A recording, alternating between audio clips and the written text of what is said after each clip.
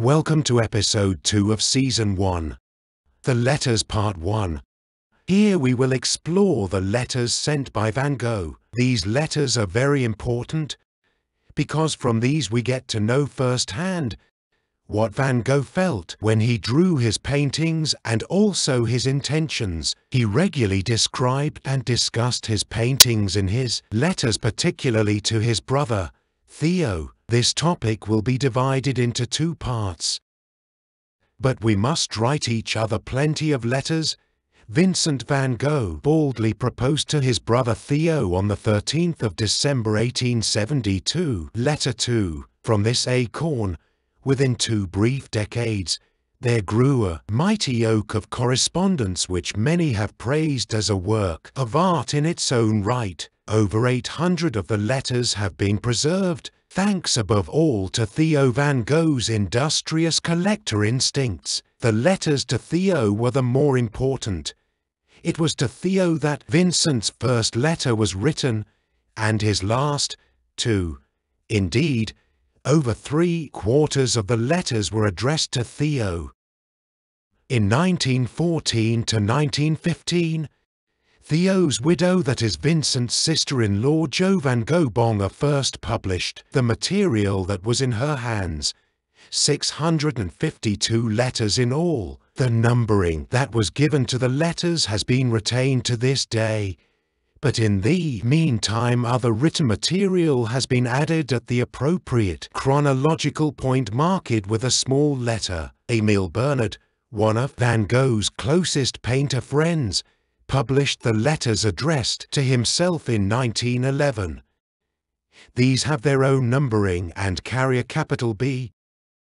In 1937, the correspondence between Van Gogh and Anton van Rappard was made available to the public in an expanded edition of the letters.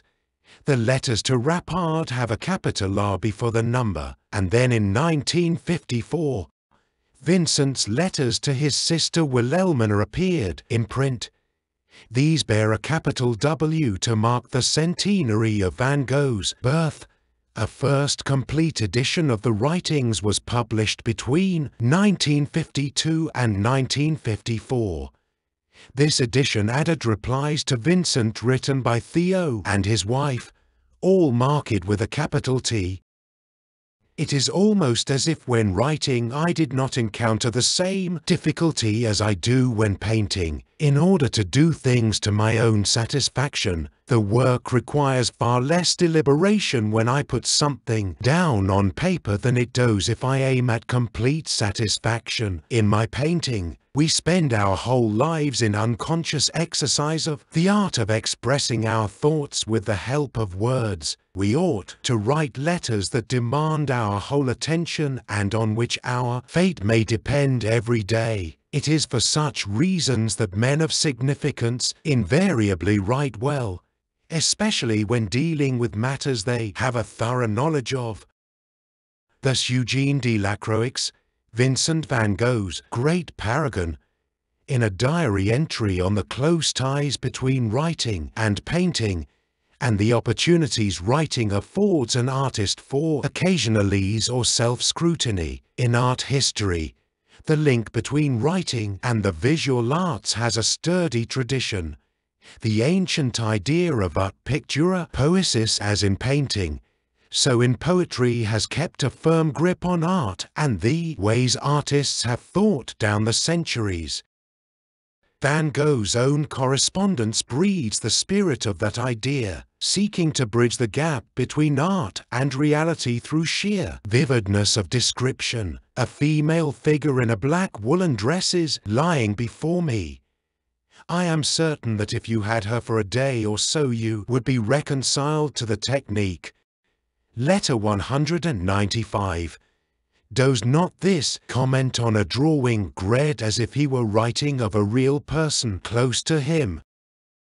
A flock of doves goes sailing by across the red tiled roofs, between the black smoking chimneys. Beyond is an infinity of soft, delicate green, mile upon mile of flat pasture land and a grey sky as tranquil and peaceful as in Corridor Van Gogh. Letter 219. When Van Gogh looks at a real landscape, is it not as if he were considering a painted one?